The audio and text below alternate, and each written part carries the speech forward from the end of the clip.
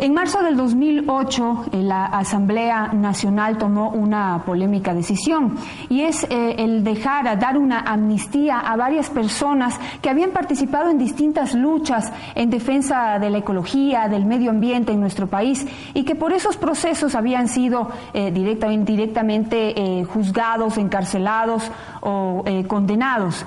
Se tomó más bien el hecho de que eran actos de tipo político, acciones de tipo como una venganza política y por eso terminaron presos. Entre ese grupo estaba un hombre llamado Floresmilo Villalba, que estaba preso, pero no precisamente por la lucha que durante toda su vida llevó a favor de la ecología en el Ecuador y del medio ambiente, sino por haber violado a una niña ecuatoriana, una menor de edad. Este señor terminó libre por una decisión de la Corte Constitucional. ¿Cómo llegó a tomar esa decisión? Es algo que queremos conversar esta mañana con Paulina Araujo. Ella es abogada y ella está siguiendo esta causa en defensa de los derechos de esa niña. Paulina, buenos días. Muy buenos días, muchas gracias por la invitación. Pues sí, este es un proceso que ha tenido altos y bajos, bastante doloroso para la defensa de la menor, porque se contaba ya con una sentencia condenatoria en contra de Villalta. Ya estaba cumpliendo cumpliendo su pena, y no solo por lo que dice el Tribunal Penal, el cuarto de Pichincha, que lo condenó a 16 años de prisión porque él es mayor de 65 años, sino que la Corte Suprema de Justicia de ese entonces, la tercera sala penal, ya lo había confirmado. Estábamos hablando de una sentencia en firme. De última instancia, estaba cumpliendo su pena. Esto es en agosto del 2007, él ya no tenía el derecho de presunción de inocencia. Él era culpable. Ya estaba probado. Sigue siendo culpable del delito de violación a una niña de 12 años, que es la persona a la que represento. ¿Cómo toma la Corte una decisión en donde lo deja libre a un violador? Nace a la vida con la Asamblea de Montecristi una amnistía, la amnistía número 4, que se llamó Derechos Humanos Criminalizados. Incluso esta amnistía en su texto determina frente a qué delitos procede. Son delitos de invasión de tierras, obstáculos en las vías públicas. Protestas. Obviamente no estaba la violación. Sin embargo, como la amnistía fue tan general, solo se colocó unos anexos con nombres de las personas beneficiarias y en el caso de Villalta le pusieron supuesta violación junto a su nombre. Pero la violación estaba ya totalmente comprobada.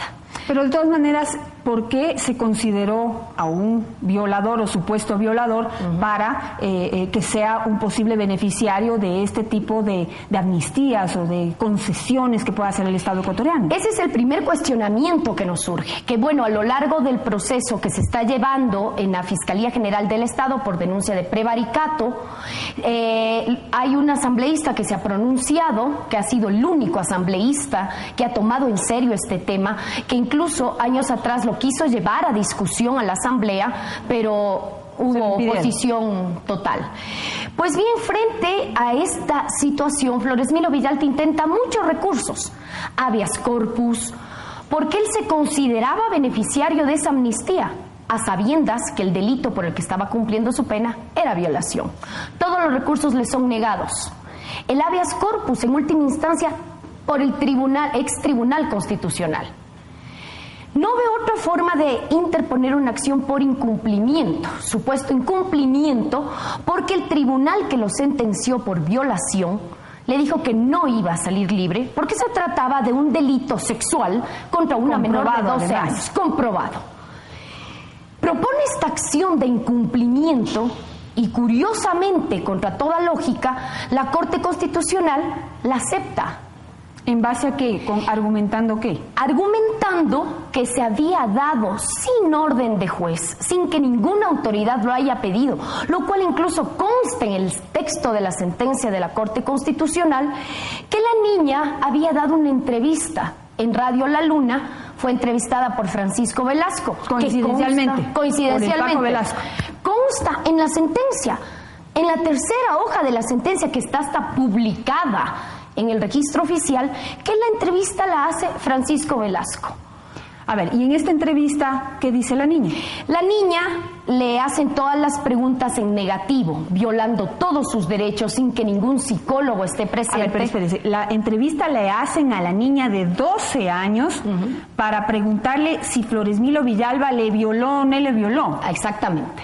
Y la niña dice, no, hay muchas confusiones, yo tengo la transcripción de esa entrevista, y la Corte Constitucional determina que esta entrevista por sí sola vale para determinar que Floresmilo Villalta goza de presunción de inocencia, es decir, borra todo lo que se hizo en el ámbito penal. Descalifica todos los jueces, fiscales, psicólogos, peritos. No sirvieron para nada. Las pruebas actuadas legalmente ante el Tribunal Cuarto de lo Penal de Pichincha no sirvieron para la Corte. Toma una entrevista que incluso la Corte en su mismo texto dice, no fue pedida por nadie. ¿No se supone que en nuestro país una grabación radial o de video no sirve como prueba para condenar ni para dejar libre a nadie?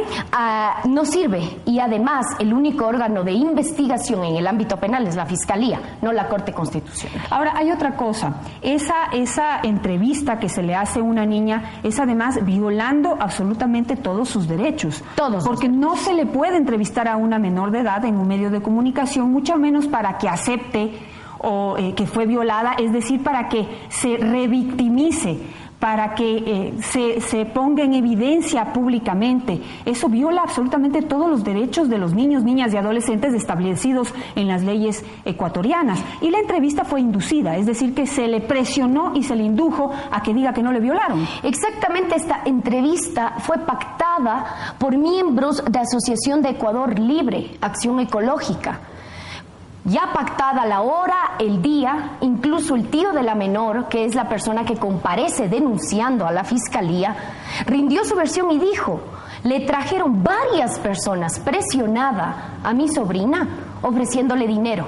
Y de día indicar en esa entrevista que Floresmilo Villalta no la violó. Esa es la prueba trascendental de la Corte Constitucional. Lo cual es un absurdo total. Es un absurdo, es algo totalmente fatuo lo que pretenden hacer, y dentro del proceso, esta indagación previa que se está llevando a cabo en la Fiscalía General del Estado, no han comparecido, sino solo cuando el fiscal general ha ordenado que lo hagan bajo prevenciones de ley, a la cuarta llamada. Ahora, ¿cuál es la relación que tiene Patricio Pazmiño, presidente de la Corte Constitucional, quien llevó adelante todo este proceso a favor de Floresmilo Villalba? ¿Cuál es la relación que él tiene con Acción Ecológica, que es la organización que defiende a este señor? Se esperó que él logre decir esa situación dentro de la investigación preprocesal penal. Evadió la pregunta. Lo que llama la atención, incluso por versiones de muchos de los jueces que comparecieron ante la Fiscalía, es que el juez sustanciador de la causa, es decir, quien debió haber revisado minuciosamente todos los documentos para ver si la amnistía 4 le beneficiaba o no al señor Floresmilo Villalta, es el señor Patricio Pazmiño Freire. Consta en el registro oficial, juez sustanciador, juez ponente, Patricio Pazmiño Freire, y no logramos determinar por qué se actúa contra ley, porque esto vulnera derechos de la niña, vulnera el proceso penal total, vulnera la seguridad jurídica en el Ecuador. ¿Tiene alguna relación Patricio Pazmiño con Acción Ecológica? ¿Algún tipo de relación, amistad, colaboración familiar? Se le interrogó. Bueno, frente a este caso, y me ha tocado enfrentarme a una investigación titánica, tengo conocimiento que hay varios ecologistas, este trabajo de derecho ambiental. Me parece que la esposa del doctor Patricio Pazmiño tiene mucha conexión con ámbitos de protección al medio ambiente. Sin embargo, eso no debería influir en lo absoluto frente a un proceso penal totalmente concluido, cumpliendo la pena el señor, y acá a través de interpretar mal incluso la propia Constitución. La acción que propuso Floresmilo Villalta debía ser analizada por la Corte si es que la obligación era clara y exigible. Ese era el estudio que debía hacer la Corte Constitucional. ¿Qué es lo que hace la Corte? No se ve si la obligación es exigible o no, sino que toma en cuenta una entrevista que vulnera todo derecho fundamental de una niña que fue violada. Floresmilo Villalta, él llevó a la niña, o se aprovechó de la inocencia de una niña de escasos recursos económicos de nuestro país y de su familia, y le ofreció a su familia traerle a Quito para ayudarle a sacar la cédula de identidad. Al traerla acá, la llevó a un hotel y ahí abusó de ella durante 5 días. Después la llevó nuevamente a su localidad, a su lugar de origen, y allí volvió a abusar de ella en varias ocasiones. Todo esto fue comprobado y Floresmilo Villalta fue condenado a 16 años de prisión. Sin embargo, por una acción que no entendemos y totalmente inconstitucional, Patricio Pazmiño lo dejó en libertad.